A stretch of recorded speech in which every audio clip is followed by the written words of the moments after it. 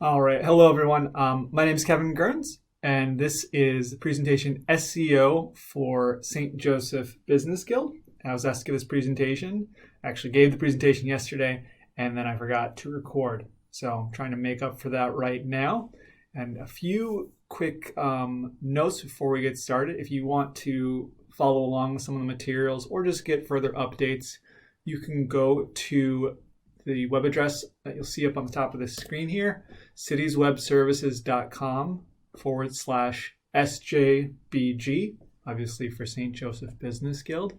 And there you can find the documents that I am reading from. So if the video is insufficient or if I'm talking too fast, you can take a look at those materials there. There are two documents. One is the presentation notes. There's 20 some odd pages there. You can flip through. It's supposed to be very user-friendly for newbies and hopefully offer some deeper insights for more seasoned hands as well. So you can see the presentation notes there. And then I took away some really big actionable chunks and I put those in a separate document as well. Because one of my goals for this presentation is to, put search engine optimization in its proper context so people kind of understand the setting it fits in and what it is on a very big intuitive level. And then hopefully it's easy to navigate all the particulars of it, because the way it's often packaged people, it's a list of things to do and it kind of feel like death by a thousand cuts. So my hope is with the whole presentation, I'm giving bearings a lot better. And if I'm failing there, then you can also take a look at just these big actionable chunks to help you along the way. So again, that's at this address. And if there's any future information related to the guild, I'll put it on this page, which you can only reach directly. So you have to type in this address. And if I make other pages, well, I'll let you know. But you can peruse the site, but this is going to be kind of a landing page for people if they have questions and are in the guild. On that note as well, there were some questions from the Zoom call, which I've also answered on the page. You can see those here if you are so curious. All right, now we'll get into the kind of the meat of presentation. I, of course, have a lovely PowerPoint slide deck here. So, as I said in the beginning, this is going to be a high-level talk, but there'll also be some points when we really drill down and focus. And my goal is to frame the subject. If I don't have an answer, we at least know where we can find them. And hopefully this will make sense and kind of push the boat out a little bit farther. Just so you know kind of where I'm coming from, I do some of the site editing for the St. Joseph Business Guild website, and I do a lot of the marketing materials as well. Been involved with the guild since early days and really love this organization, really want to see it succeed, and I think it would be a great thing for our little corner of the church here in Minnesota, and I think we can use all the help we can get. So I was asked to give this presentation, and happy to do it. So here we go. Let's dive in. Again, there's a reminder that URL you can find the resources at /SJBG. Cities Web Services is my company. And throughout the presentation, you're going to see a little graphic looks like this. It's just 3 boxes. I'm calling it the big actionable chunks. So I really want to make sure I highlight those chunks. So when you see those blocks, I'll do my best to remind you that there's something that you can do, a really simple takeaway that can help you move forward today. And do check out the guide, by the way, I put together. I think it's a great either supplement or it could even be all you need. You don't even need to listen to this presentation. So check out that guide. First thing I want to start off on are the basics of the web, just to put search engine optimization in its proper context. So at its heart, the internet is just connecting computer A to computer B. Practically the way it works is in a sense it's like magic, but the way that magic really works is A doesn't just connect to B, A connects to a number of other things and follows a path where eventually it gets to B. So that's the web, radically oversimplified, but I think that's a great broad brush stroke to start off on.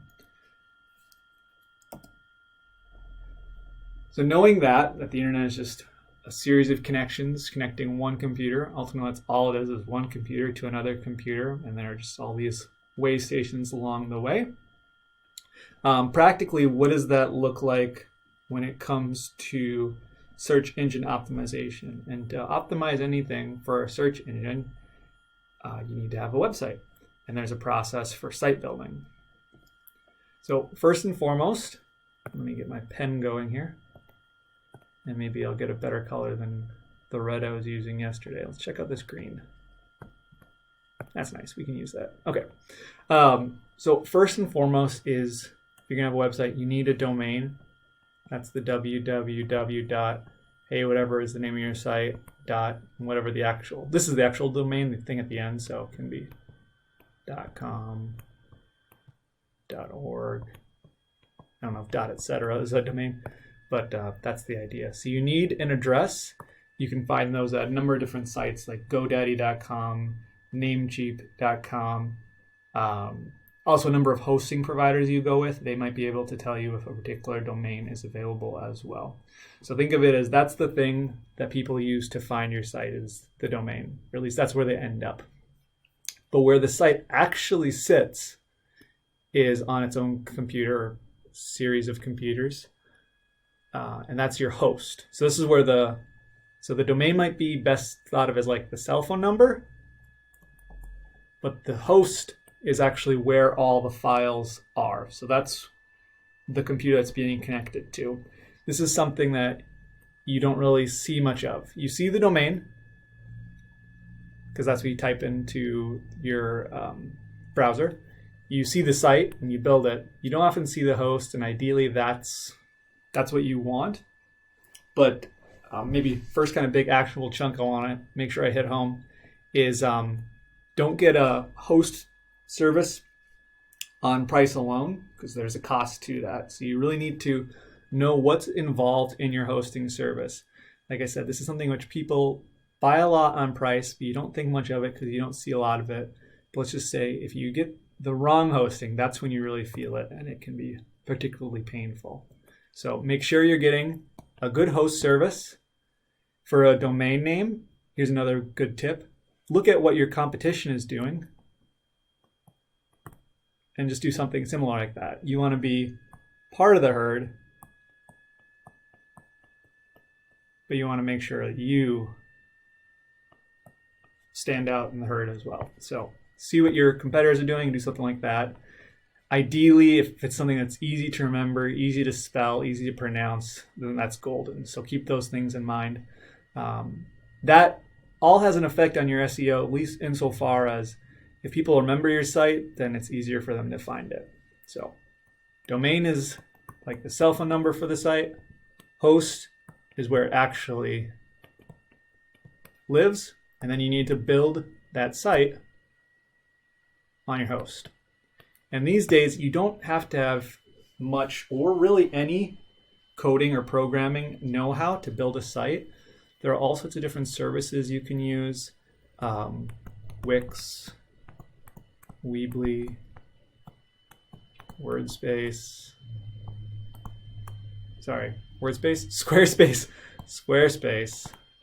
WordPress.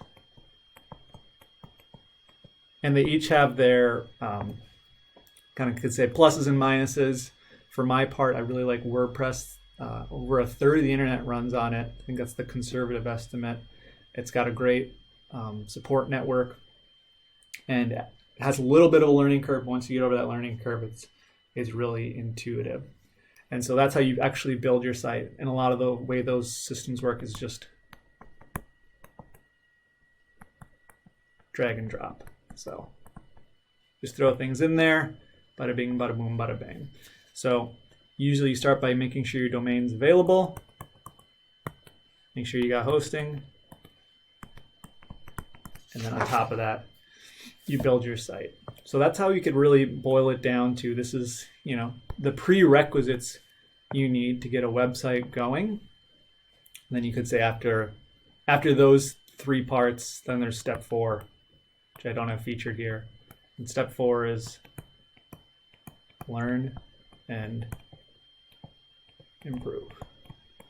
Because obviously there's a lot more to be said, and we're going to dive into some of that right now. But these are the 3 basic things that you'll need to get started. And while I'm turning my notes here, one thing I do want to mention is the value in having your own site. A lot of people might think, well, why don't I just do something with Facebook and social media sources? And you should definitely consider having a page or an account on one of those services. The trick is, what's so great about search engine optimization is people go to a search to look for something. They don't necessarily go to a social media source to look for something. Just think about yourself. You Google something if you want to learn an answer, typically. Other platforms can kind of operate like search engines, but the reason you search engine optimization, I'll just call it SEO going forward, is because that's where people are looking. So you want to be where people are looking when they're looking, and you want to be what they're looking for. So that's one of the reasons we do search engine optimization. And who really needs to do it? Not all websites need to do it, but pretty much anybody who has competition now or in the future will need it, or at least it's a very important thing to consider. So that's one of the parties who need search engine optimization.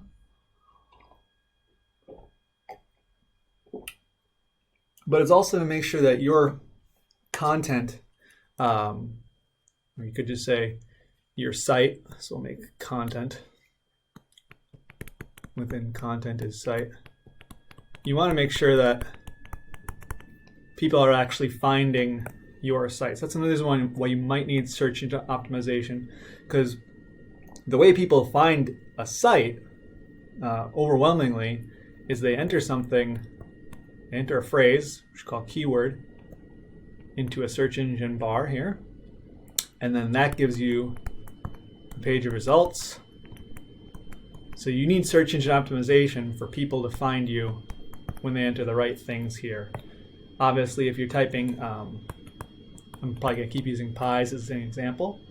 If you type pie into a search engine, you're probably not going to end up at,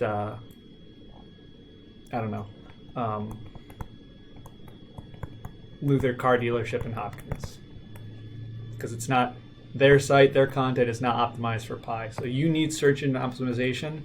If the way people are going to find you is on a search engine, you need to make sure that the keyword they use is bringing them to your site. Vice versa, you need to make sure that the content you put in your site is actually matching up with the keyword that you want. You don't want people finding your site, again, if you're selling pies, but somehow you've really talked a lot about ham on your site. You don't want people finding your site that's offering pies, or it's all about pies, whenever they type in ham. That's kind of a weird mismatch. You don't want that. So who needs search engine optimization? Let's not obscure things. 1, anybody with competition now or in the future. And 2, anybody who needs to be found via search. That's who needs it. Quick note too. So as I go along through this presentation, if you look down in this corner, you can see there's a series of 8 dots, just to give you a perspective as to where we are in the presentation. I want to make sure that we're always keeping that 30,000 foot macro view, not getting too lost in the weeds, because I don't want this. I don't want this to turn into a series of, here's a bunch of steps, follow them, because that just feels like, that confuses me. I feel like I'm getting lost if I'm going down a path like that. So I want to make sure we're always giving context. All right. So we talked about the web. We talked about the basics of getting set up for search engine optimization, very basics, which is having a website. We talked about, what did we just talk about? Who needs search engine optimization? SEO.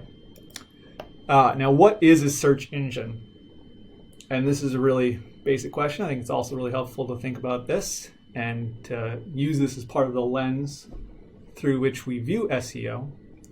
And we'll dive into that in a moment, but I want to make sure I'm hitting this actionable chunk. So back in the day, search engines relied overwhelmingly on what's called backlinks. And that was a link from one site to another. And then that would link to another. And that would link to another. And so on. I guess at this point, kind of ad infinitum. Because this is how an actual search engine moves across the web, is it goes to a site, collects a bunch of data, and then it follows the links.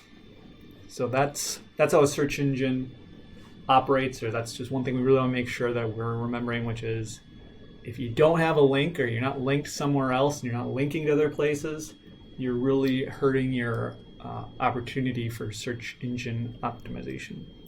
But what is a search engine? So we'll kind of break it down to 4 parts.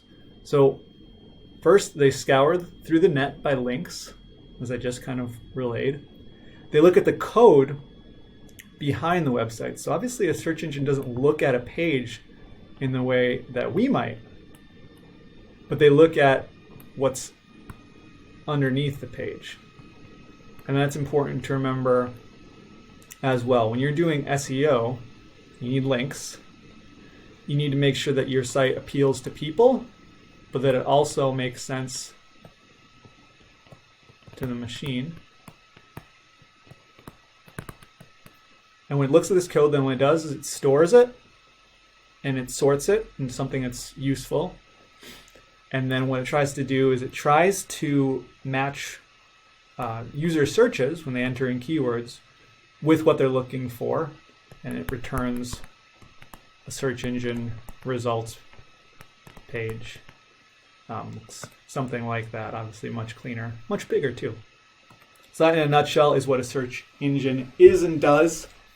And a long number of these steps is where we can really improve our site's SEO, make sure that we're not, on the 99th page of 2,000 pages in a search engine results. You want to be on that first page, ideally one of those top 3 spots. That's what we're gunning for. And for a more thorough explanation to search engines and other material, again, consult the guide I put with this presentation.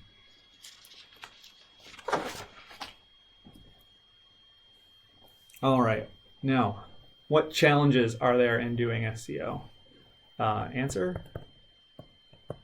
a lot. But there are also, of course, opportunities too. So let's not forget that. So before we kind of get lost in the weeds of the challenges, and this is where things might look like that list of bullet points, before we dive into that, I want to talk about the value of SEO. And we'll talk about it in 2 ways. So one is the negative. What does it mean if you don't have search engine optimization? Well, obviously, then that means you're probably not being found, or you're being found a lot less. And what that ultimately affects is your bottom line. A bunch of the kind of big players in tech have experimented with what happens if we tweak things or we make our SEO a little worse or our site's load a little slower. And obviously it fractures their revenue. For example, the target that is commonly shot at for a site's load time is about 3 seconds, ideally less than that. And there's kind of an average statistic here that if your site's loading in more than 3 seconds, you're losing 25% of your traffic. So it really has a big impact if you don't have good SEO. So there's the negative, it's going to cost you. And then there's the positive. And why not shoot for that or just think about that? So the positive is this, at least in my opinion. If you have a customer, and we in Cities Web Services focus a lot on businesses that cater to the end customer. if you have a customer and over their lifetime, like let's say you're a restaurant, back when those were a thing, and you'd get, maybe 4x from a customer over their lifetime, and then on average you spent 2x for SEO, well, that's some profit to be made by doing SEO. So it's understanding just how much does SEO, would it cost average per customer, and then how much could the return be. And the neat thing about SEO too is it kind of compounds. Because if you're doing it well and you're starting early, that in turn affects your SEO going forward. So that's the value in SEO and kind of getting started. And the best time to get started is yesterday. So the challenges, if we were to itemize them, I broke them down into 6 different categories. So the first one is changes to search engines. That's a big challenge with SEO. There are over 200, at least, known metrics that search engines use to sort through their data, and some of it's proprietary, only parties that the search engines know, and maybe even then only a few. So there's a lot that can go into it, and those things can fluctuate and change a lot, and they have to change over time as well because people's behavior is going to change over time. So that's one challenge. Next one is you need content. You need to have original and quality content. It's not about quantity. It's about quality. And before we kind of even go on to see, stop, I'll say stop.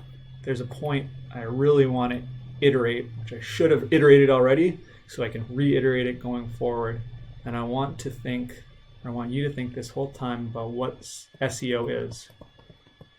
Because the way it's kind of communicated, search engine optimization, it kind of sounds like you're gaming a system. How do you best game the system? And that's not helpful. It could even maybe more helpfully be thought of like, how are you calibrating an instrument or a gun sight, or maybe you got a hot rod that you're working on, but it's not that either. SEO, I think most helpful way to think about it is it's a subset of content. If you are focusing on your content and the user experience, that's going to do wonders for your SEO. And ultimately, any search engines, they want to serve visitors and customers as well. So by serving your visitors and customers, you're helping out the search engine. That's what they want. It's this great symbiotic relationship. So think about SEO as a subset of content, and think about your user's experience. When in doubt, view it through that lens. So the other kind of lens I said earlier was backlinks. Make sure you're linked from authoritative, relevant, trustworthy sites, and think about SEO as content. I think that's a great way to frame things, and can only help. Okay, back to our points here. So C, one of the challenges of SEO is you need to have some design know-how. That's not necessarily something that you need to actually possess, and you don't really need it in spades, but you do need some, or you at least need to know how to find some. So it can take a little bit of work. And the three kind of design know-hows you need is technical. So you need to make something that actually works, functional, something that actually works well, and something that appeals to your visitors. So it should look good as well. Another challenge is SEO takes time, and don't let anybody tell you otherwise. It takes time to do, and it takes time to rank. And that's part of the actual algorithm the search engines use. So the more time a site has existed, typically that's in its favor. So SEO takes time to mature and offer a return. It's a long-term strategy, might be another way to think of it. Next, and this is probably one of the biggest challenges. Actually, it is really big. This might be the biggest challenge because it's well, it makes such a difference to think about. So you need to divine what your ideal visitors are looking for and how they're looking for it. Because ultimately, they're not looking for you. They're looking for something to solve a problem that they have, and they're going through the search engine to try and find an answer. Kind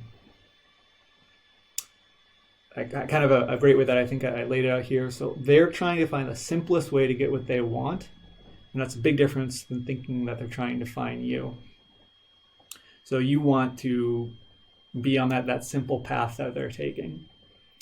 And when it says divine, people's attitudes, behaviors, the way they operate, it's going to change across time as well. So you're always shooting for a moving target, and you can really only look to the past and maybe anticipate the way things are going to be in the future. So there's a little bit of tea leaf reading, mind reading, but with good tools that it's not really sorcery. It can be a lot more measured and scientific. And then finally, biggest challenge, maybe you could encompass everything here, is you don't know what you don't know. And that's true, I suppose, with anything. But with SEO, there's just a lot that can go into it. You're always kind of learning. It's a process that you improve on over time. Two of the biggest things you don't know is the opportunity cost to doing SEO. What does it cost to do SEO for you as opposed to if you did something else? And then there's always more knowledge that you have to accrue. So those are all challenges, but they're also all opportunities. None of them are insurmountable. And if we can kind of spiritually borrow from like a Saint Therese idea, just go on the little way of doing this where you can just, take baby steps. And maybe every day, every week, whatever your kind of cycle that's comfortable for you just chip away at things.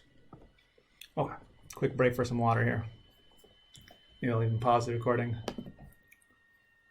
All right, as we were.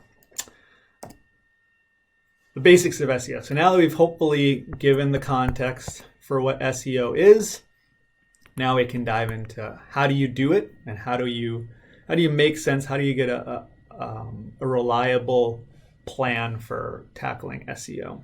That's one of the things I really want to give you, which is when you come away from this talk, I want you to understand its setting, understand the kind of things you can do, where you can get more help and more information.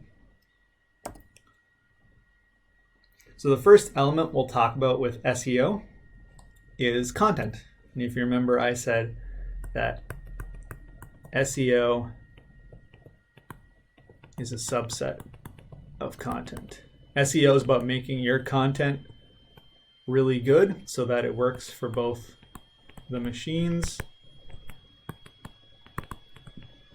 and your visitors, because ultimately the machines want to serve the visitors as well.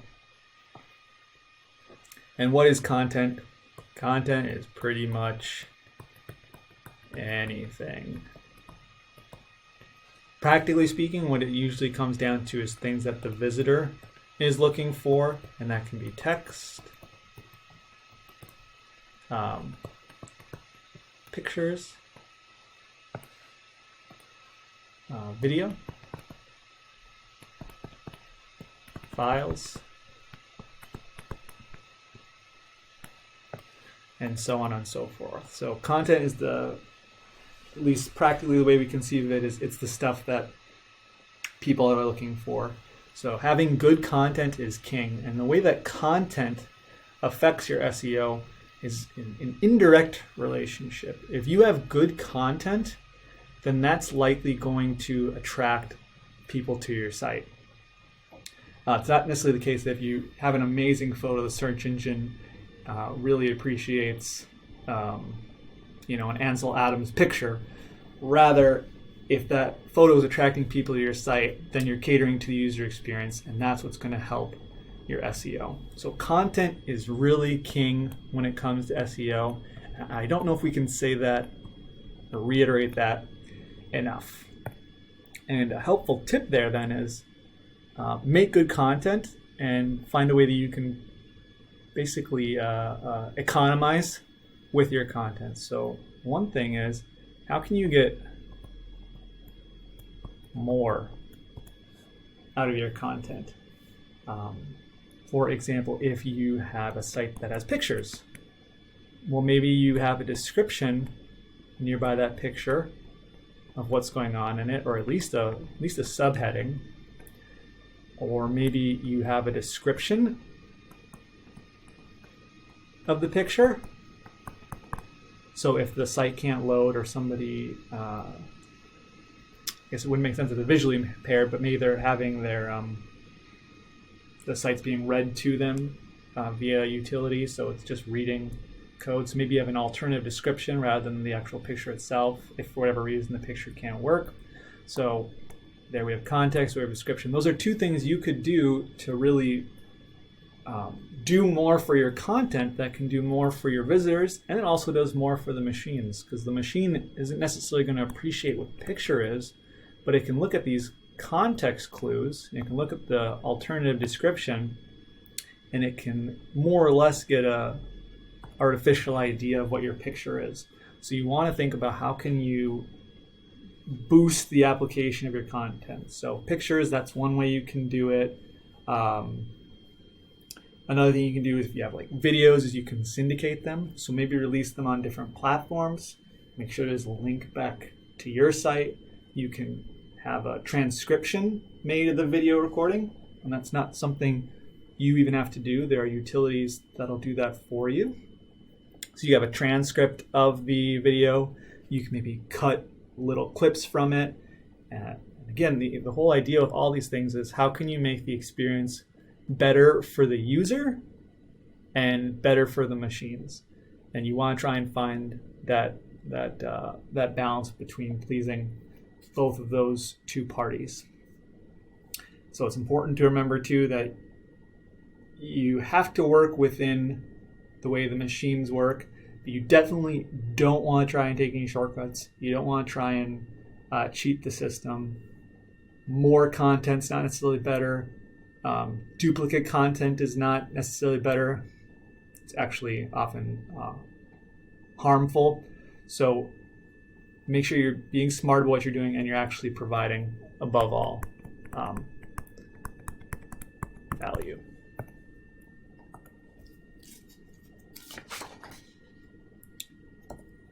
So that was the overview. I guess I just kind of talked about that.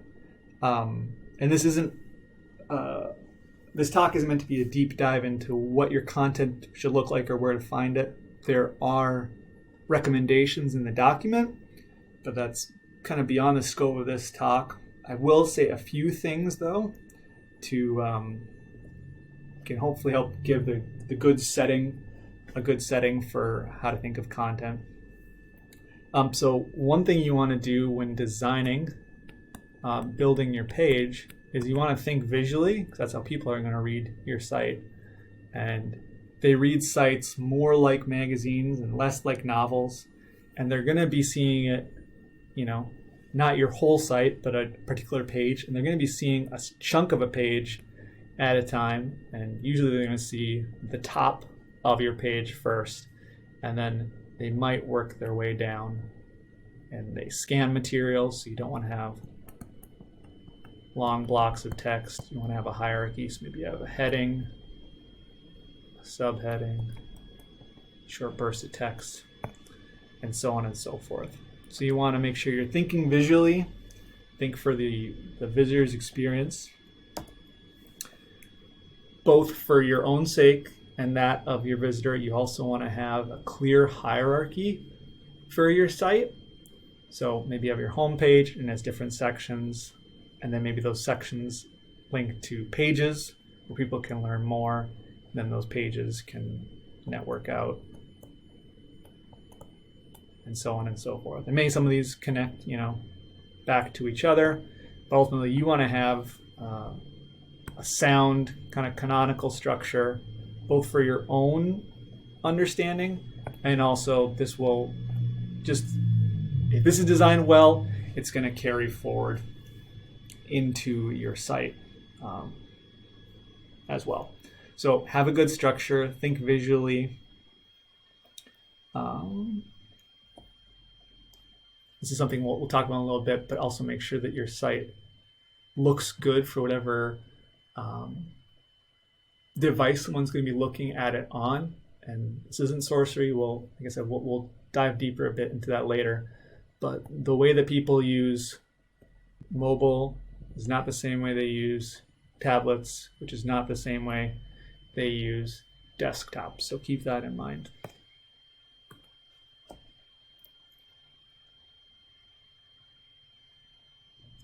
All right, and some tips and tools.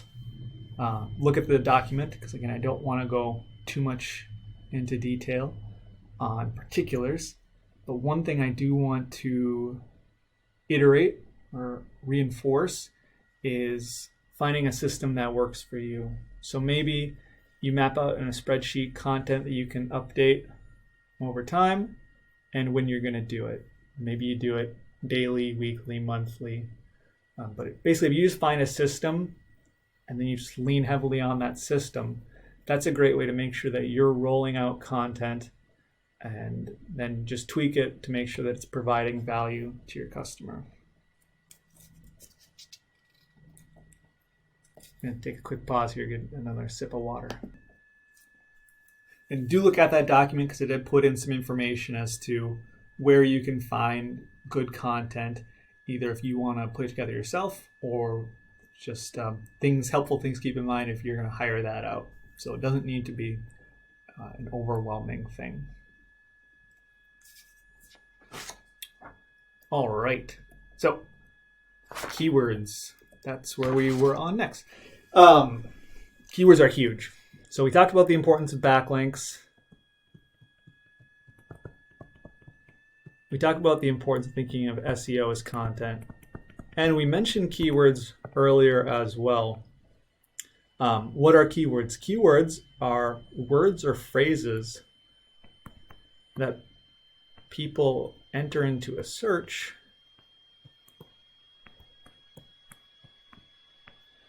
to find you, or at least to find what they're looking for. And ideally, you're there if you're what they would really want that they're looking for.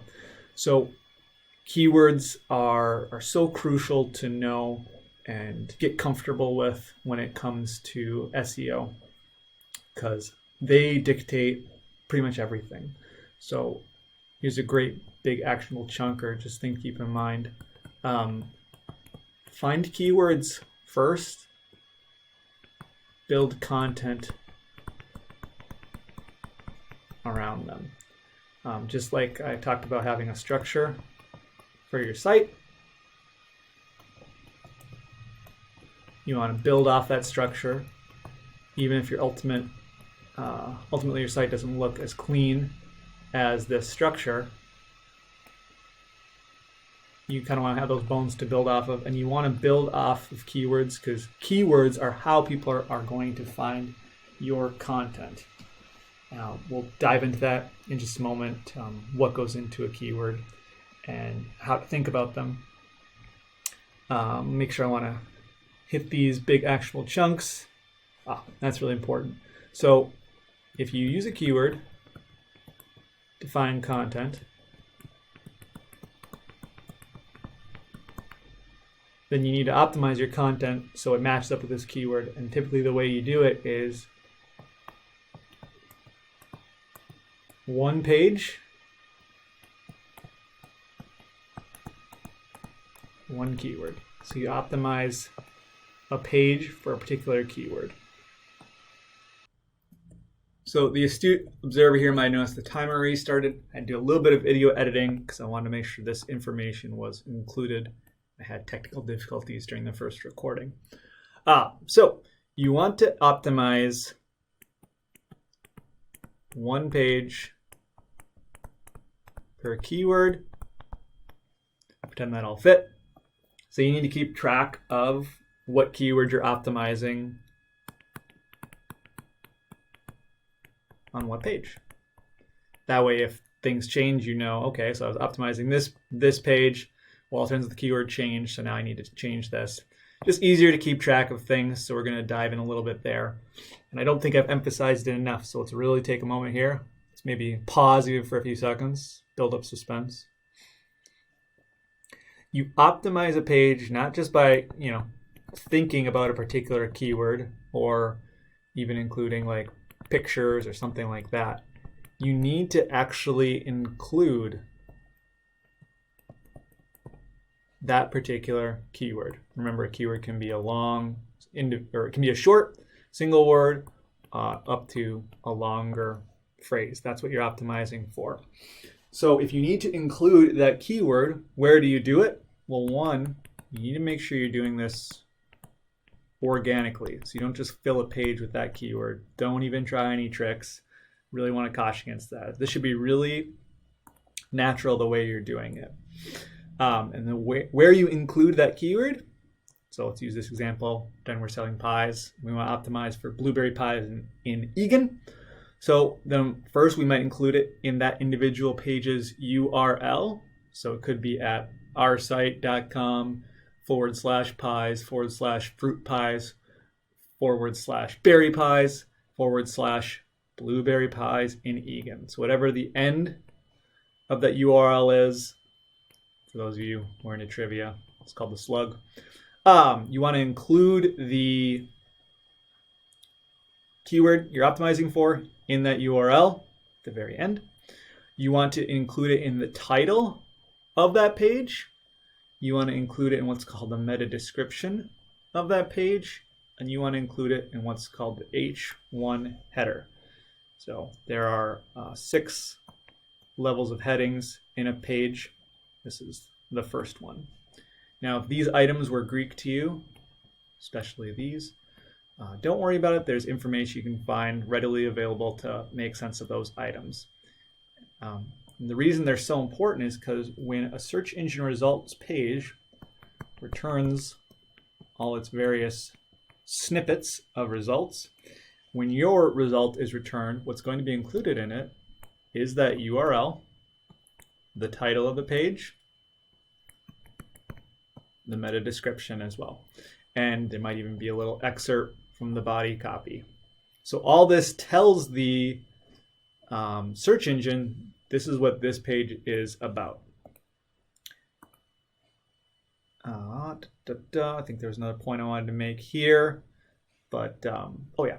So again, you want to include it organically.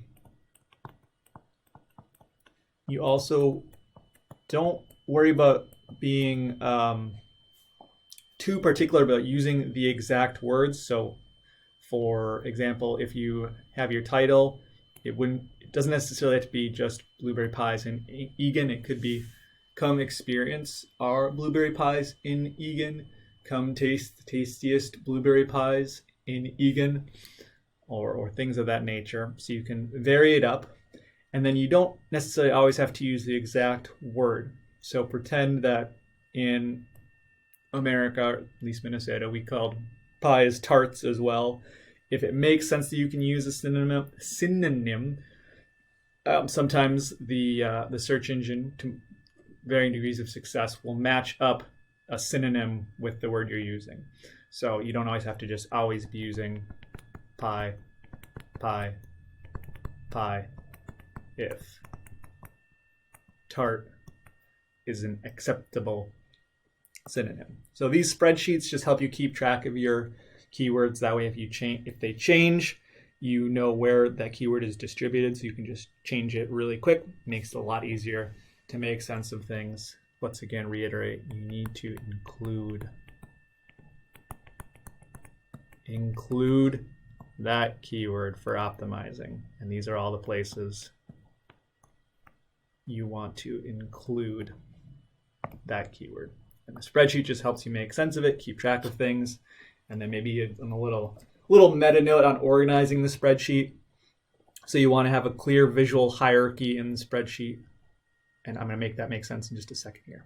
So for example, if this is your home page and underneath that home page you had a page that was for pies, underneath that you had a page that was for fruit pies, underneath that you had a page that was for berry pies, well, you might want to indicate that in your spreadsheet as well. So if this is blueberry pies, and this is berry pies, and this is pies.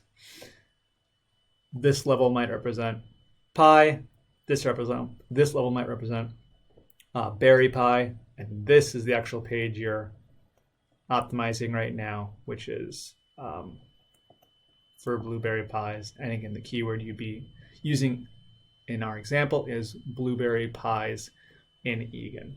Hopefully that made more sense than it obscured. Let's just reiterate. Include the actual keyword in your content. That's really important for the machines. Obviously, pictures are really important for your visitors, so in that respect, they're important for the machines as well. And just find a really effective way, whatever that looks like for you, that you can keep track of where you're using your keywords, and you can understand that more or less at a glance, so that way if a keyword changes, you know where you need to do some editing, and it just makes your life otherwise more simple. Now, how do you find a good keyword? And that's what we're going to talk about. One of the biggest tricks you can do is just look at your competition and find out what keywords are they ranking for. And we say competition, or we can just say peers, in case maybe you're not particularly competitive environment, but you want to make sure you're being found when people are searching for the sort of thing you are. So one way to do that is you could just go into a search and you could type in, whatever it is you think that people should be typing in to find you. Type that in. Who comes up? Hopefully they're familiar entities, and you can just look through that way to find out, okay, so here's a word I might optimize for. So look at your competitors, look at what they're doing, look what they're doing on their site. And then there are tools you can use to do a deeper dive into the SEO efforts that they're making. And some of those tools are listed in the document that I provided with this presentation. So take a look at that. So you could either go into a search and just type things in, or you can go to one of these other tools and you can research your competitors or just research the history of a keyword across time. So you do your research to find a good keywords, but one of the quickest ways to get started is look at your competition and see what they're doing. And let's move on to keyword aspects. So to be a successful keyword, you really want to be in this middle spot, the overlapping of all three circles. And what are these three things? Frequency, relevance, and competitiveness. So you need to make sure that any keyword that you're using is being searched in a great enough volume or frequently across time. You need to make sure that any keyword you're using is actually relevant. And I think we'll use some examples of what these look like and what the absence of these look like. And then competitiveness is, can you actually rank for that? So let's look at what happens if you're not all three. So if a word's being entered in frequently and it's relevant to what you do, but you're not competitive enough, then you're not going to rank high enough to be found. Maybe you will be in the search engine's results, but you might be on page 99 when you need to be on page 1, and possibly, practically, you need to be one of those top 3 spots. So if it's frequent, if it's relevant, but you're not competitive, then you're not going to rank high enough. So let's take an example of one of those. So, pie might be very frequently entered into a search. If you're in the business of selling pies, okay, then it's going to be at least somewhat relevant to you. But there might be way too much competition for pie. Maybe there's a National Pie Association, the NPA, and they're ranking first, and there's a bunch of other entities, and maybe you're going to be on page 1,000. So you're probably not going to be able to compete with a simple word like that. You're probably going to need to maybe drill down. Maybe what it is that you offer are blueberry pies with a gluten-free crust, and vegan. That might be a little bit easier to shoot for. So a keyword is not necessarily a particular word. It can be a phrase. And there's short. It's called short, like pie. And then long tail keywords. This might be a phrase. Now, what happens if you find a keyword that's relevant to what you do? You're competitive, but it's not entered in frequently enough. Well, then again, that's probably not going to help you that much. Because from the search engine's perspective, there's not really much return for that. So if people are really entering in something, maybe someone out there, someone's looking for fair trade, gluten-free crust, blueberry pies, and vegan for colorblind people. And your site is really tuned to that. It's really optimized for that, but only one person enters that a year. It's not very helpful. And then let's take a look at the third one here, which is what happens if the word is frequent and you're competitive, but it's not relevant. And this can actually be a problem because you're attracting the wrong people. And from the search engine's perspective, they're not offering a good experience if that's the case. So maybe pie is entered a lot. And maybe you're competitive. Maybe you show up first and foremost when people are looking for the word pie. But all you offer is dine-in pies.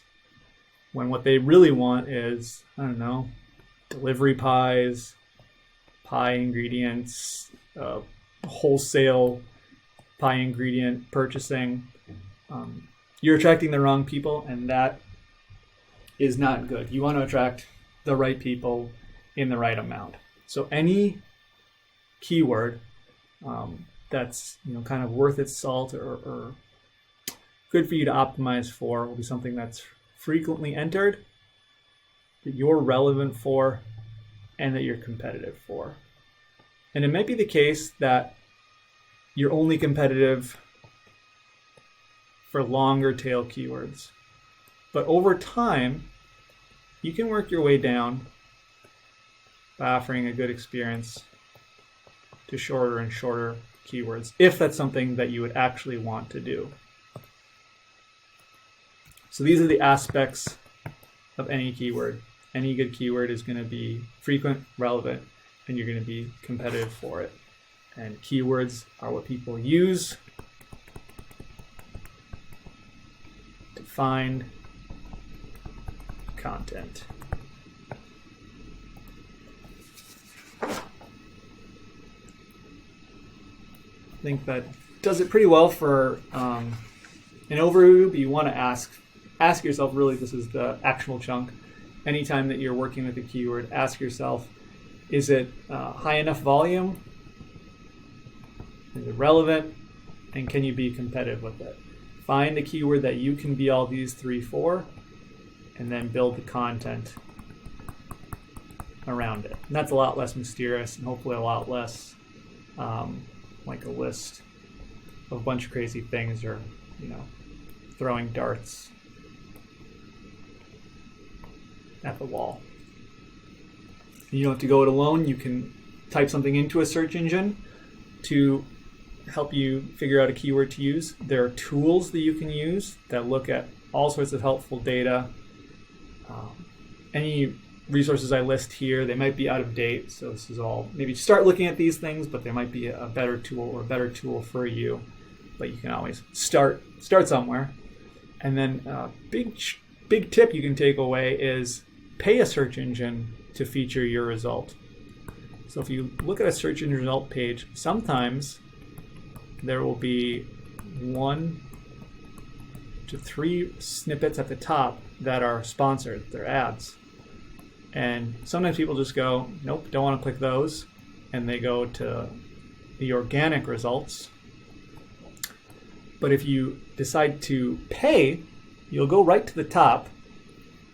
And again, people won't treat your links necessarily the same way they treat the organic results, but it can be a good proxy to figure out, okay, what words should I be trying to optimize my content for?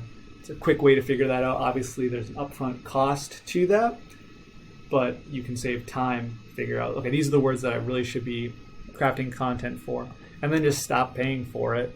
Make sure you've crafted your content around those words, and then that can improve your own organic results. So maybe you used to be, buried way back on page 20. You bought some AdWords, so you show up in the top 3, and then over time you crafted your content, so you would naturally be in the top organic search results.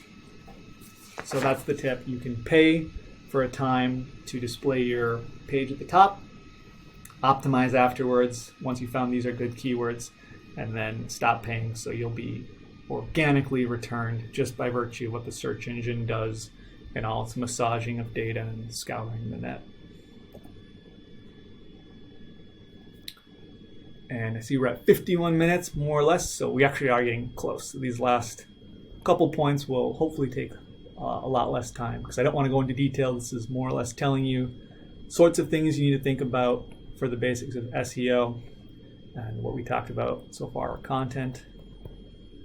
We talked about keywords. Now we're going to talk about speed.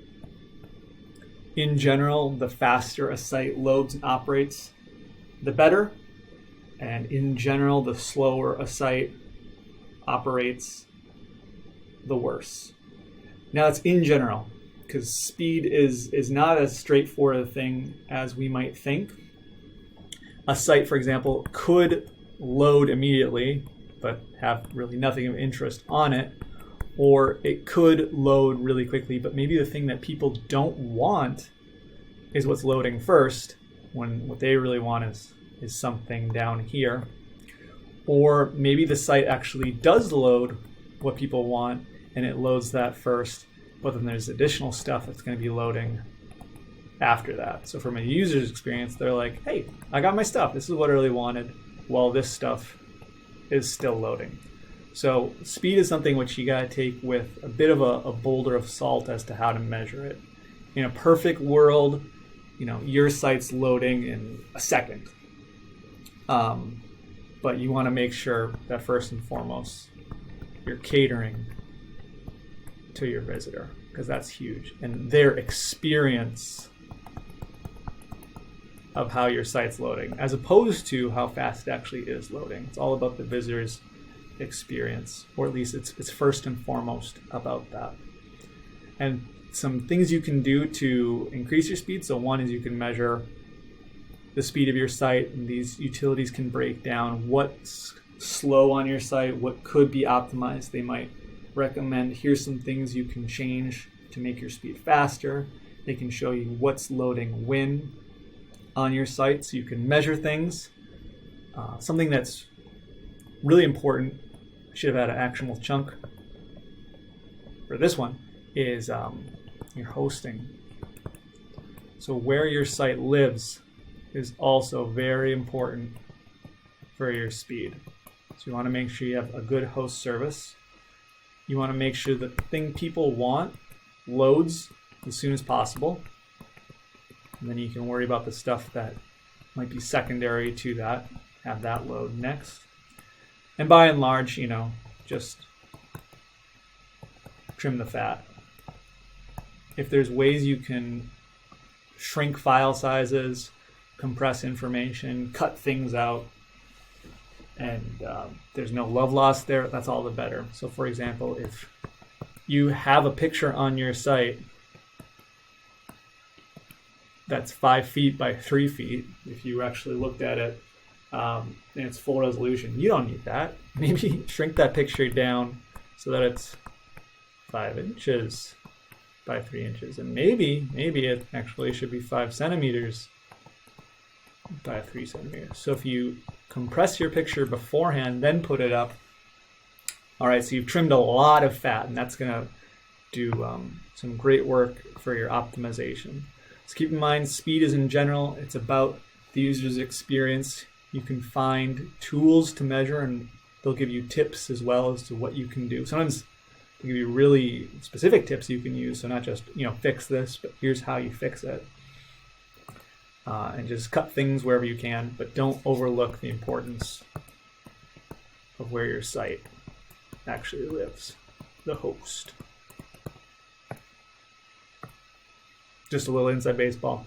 Sometimes a server, that's where the site is, it can actually have millions of sites on a particular server. Hint, that can lead to a very slow load site. So no matter what you're doing SEO wise, if you're on a bad or overcrowded server, it might be a lot of wasted effort. So that's why you want to start with having a good host. Okay, technical SEO. And this is a subject unto itself. I'll just say, look at the document. There's resources you can find for further learning. I'll either tell you, here's what you can do, or this is the kind of things to think about. Here's where you can go to learn more about that thing. Because I don't want to go too much into the weeds. But if you have questions, let me know. I can help hold your hand, walk you through it. But there's so much that could be said about the technical aspects of SEO. One that I do want to hit home that I mentioned already is having what's called a responsive site. And this is a site that no matter what device people look at it on, it's going to reformat to work well and look appealing on that particular device. And it's not sorcery. Basically, the practical way it works is if you're using one of those services like Wix, WordPress, etc., you'll build your site for one device, and then you can just tweak it so that if it shows on another device, it might shrink pictures or margins. So instead of having to worry about a lot of different functions or complex things, you just build one site and then you just tweak it so that if it's on a different device, these things will change accordingly. You really want to have a responsive site. That's especially crucial if people would be looking at your device on different utilities. And that's not always the case. Sometimes people use mobile for one thing and a desktop for another. But even if they're only looking at your site on desktop, you still should look into having a responsive website as well, because the search engine cares about that. And it's going to prioritize sites that, everything else being equal, offer a good mobile experience in addition to a good tablet and desktop experience. I think if I remember correctly, it does prioritize mobile search first, because more people are actually searching on mobile than on desktop.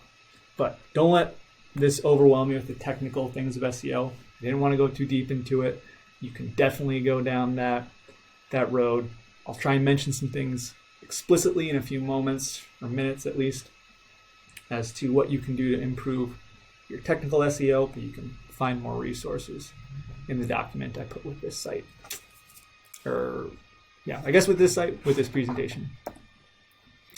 And off-site SEO. So far we've talked extensively about what you can do on your site to optimize all the various pages and all the various content. More can obviously be said on that. That's called, imaginatively, on-site SEO. What you can also do then is create, well, I guess it's not necessarily you that's doing this, but you can improve your off-site SEO. And this is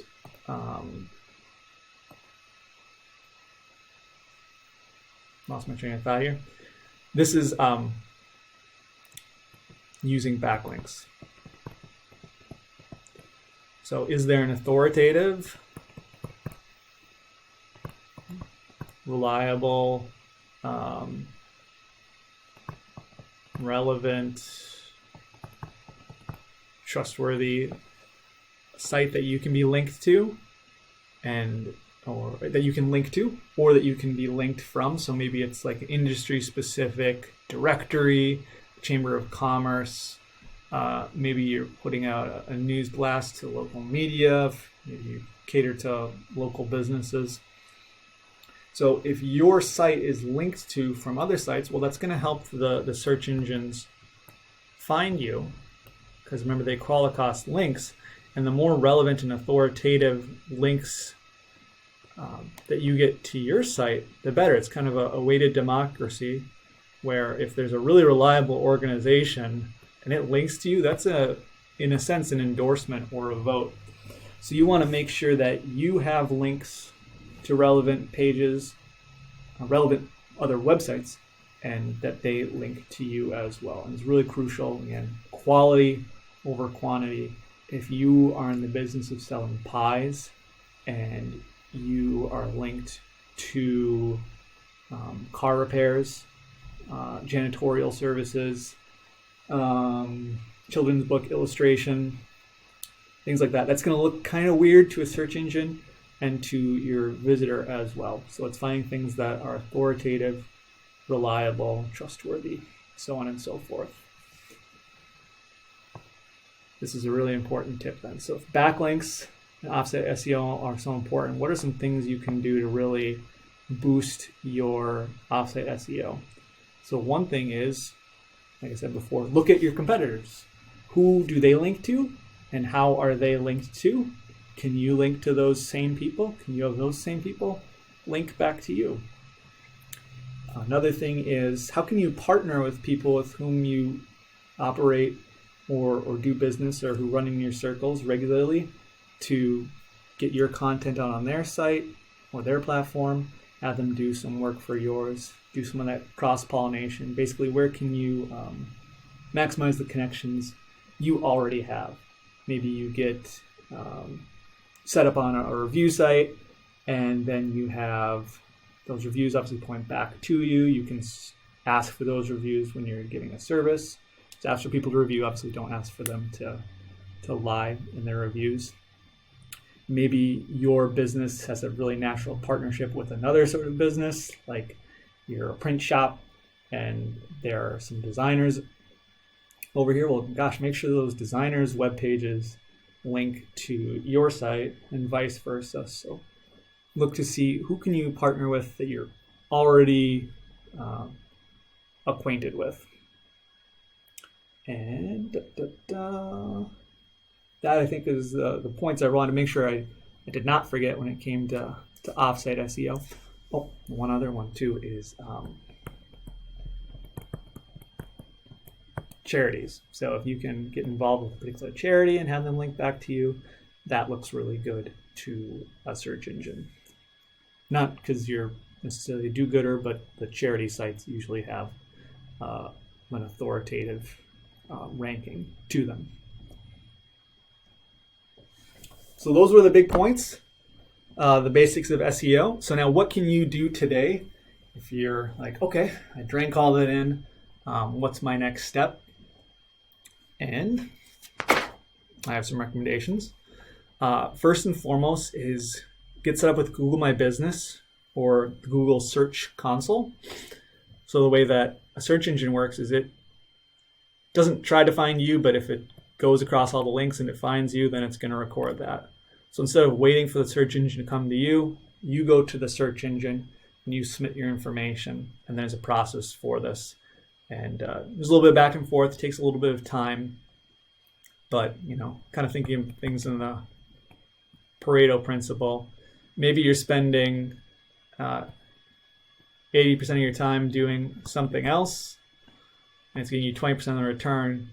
But it can be the case that if you're investing in your Google My Business or Search Console setup, that can get you a huge return, give you give you something closer. You're making a 20% effort, it's giving you an 80% return. Hopefully I just Paretoed correctly. The long short of it is, this is really important. Don't overlook this, especially if you want to be found with SEO. And there's information in the packet to move you forward, but it's Google, so it's not hard to find. Step 2, or part 2, because I don't know if these are steps, it's in no particular order, except this one's really important. Just get started. So do something. Best time to start is yesterday, because SEO also takes into account how long your site's existed. It takes into account organic growth. You want to have organic growth if, day 1 you're listed on 1 site and day 2 you're listed on 200 sites. That looks weird to a search engine. So get started and just figure out how you can commit to a system of making small tweaks over time. And this is what works for you is what works for you. That's what's best. 4, measure. Make sure you are measuring things. You want to get set up with any sort of measuring tracking utilities early on, so that way you can always have data to come back to. What gets measured gets improved.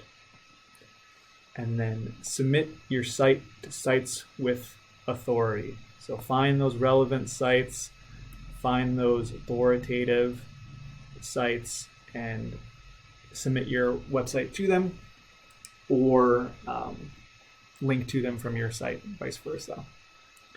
And for measuring tools, I've listed a number of them in the document. You can check it out. There's Google Analytics, Adobe Analytics, Web Trends, IBM Data Analytics, Lighthouse, and there are also tools that you can use that can give you an automatic audit of your site, and that's pretty helpful to start off with. Or you can go to some services and they'll perform an audit for you, sometimes for free, and that can give you a little bit more in-depth analysis. So these are all things you can do today. If you want a deeper dive, take a look at the packet that I have with the presentation. And what if you want to go your own way? You're really the kind of the DIY type. If I've hopefully not scared you away from that, more power to you. Well, if you're not that type, then in the document, there's questions you can ask if you want to export your search engine optimization efforts to another party. But if you do want to go your own way, there's a host of resources that you can use to learn more. Special recommendations I want to give, not to any particular site, but there's one I'll mention, maybe 2. But if you go to like a learning platform like Udemy or Skillshare or lynda.com, which I think is LinkedIn Learning now, they'll have courses on SEO that can maybe help walk you through holding your hand through the technical SEO, or can otherwise just frame the subject for you. So check out an educational platform if you want to learn more. If you are in the St. Paul Public Library system, I don't know quite how far out that extends. I think it's the Metro. You can get a free account for LinkedIn Learning, and you could probably spend a couple of decades going through really valuable top-notch courses there. So consider that if you want to go your own way and do it on a budget. And there's also Yoast.com, and they make a really popular application for WordPress, which is one of those content management systems, i.e. something people use to build sites. So you can go to Yoast. I think it's Yoast.com. It might be Yoast SEO. Can't remember off the top of my head. Just do a Google search. They have information there as well. And when in doubt, if you want to go your own way, look at your competition. What are they doing? Obviously helps if you know what kind of questions to ask about what they're doing, but you can take a look at the document I put some questions in there for you. But just take a look at what your competitors are doing, because that can be a really great place to start. If they're all doing something, well, you might want to do that thing too. or do something like that, do it better, and stand out from the crowd. But obviously there's a very deep rabbit holes we could go down when it comes to going your own way. And there is some material I have close to the end of the documentation packet comes with that can give you a few practical things you can do, a few utilities you can look at to kind of go your own way. And then if you want further help, feel free to give me, shoot a question to me. But like I said, I have the firm here, Cities Web Services, and my goal is to make it a binary choice. So, instead of thinking about, okay, I got to do all these things, because sometimes it can look like that. Maybe we can handle SEO, web design, and hosting for you, because we offer those 3 things in addition to ongoing maintenance and content creation. As I mentioned, I edit the St. Joseph Business Guild site, or at least I'm one of the editors, and I also do some of the marketing materials. And we have a great team, entirely in-house team, international, actually. But you get a local representative, local help. That's me. So we offer a suite of services, and I really value the guild and want to see it succeed. So for anybody who's affiliated with the guild, I'm not really publicizing this outside of the guild, I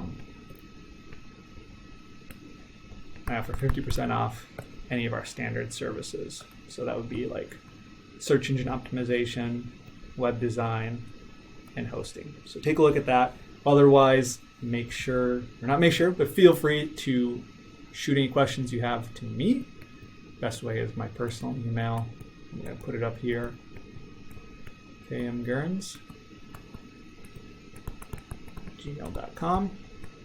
You can also submit a question to me through this site, but best way is going to kmgurns@gmail.com. Happy to answer any questions. I already answered some from yesterday's presentation, and they're on that Cities Web Services /SJBG site I mentioned earlier. So happy to help you in whatever way I can. And if you want us to, take more of the burden off your shoulders, that's great too. In summary, I wanted to hit home the biggest actionable chunks. As I mentioned, there's a whole document I had to make it really particularly boiled down, streamlined, user-friendly, of big actual chunks you can take at that Cities Web Services /SJBG site. Take a look at that material. But how do we think about SEO? So first and foremost, it's about content. And it's about your visitors. So you don't just want to put out a lot of stuff, you want to put out stuff that actually is of value to people. SEO is just a subset of content. SEO is content. To do SEO well, you need to find the right words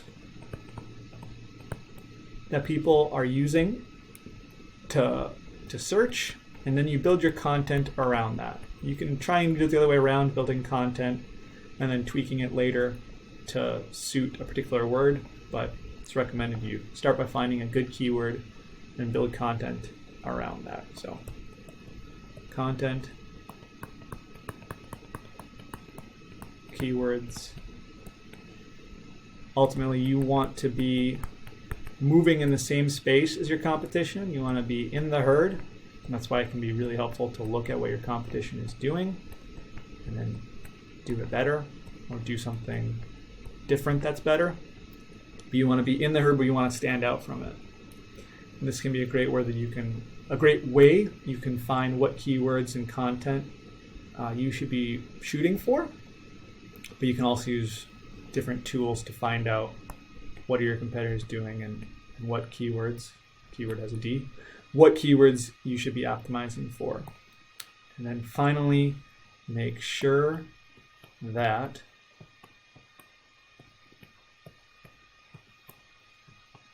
authoritative websites are linking to your website. Authoritative and relevant websites, because that's how the search engine is going to find any of your content. So you want to make sure you are on the radar of those big, reliable, relevant sites. And finally, because there was a lot here, take a look at the material I provided. Hopefully it helps give you that overall view. But work at it bit by bit. Eat that elephant one bite at a time, because this is going to pay dividends to just get started, be consistent, and keep chipping away at it over time. With any luck, I clarified things more than I mystified. Probably repeated myself a bunch as well. Hopefully nobody was taking a shot every time I said the word again, because at this point in the talk, you're probably inebriated. I'll try not to say it anymore, so I should probably just stop right now. If you have any further questions, you can contact me, kmgurns@gmail.com. And then you can go to the city's web services site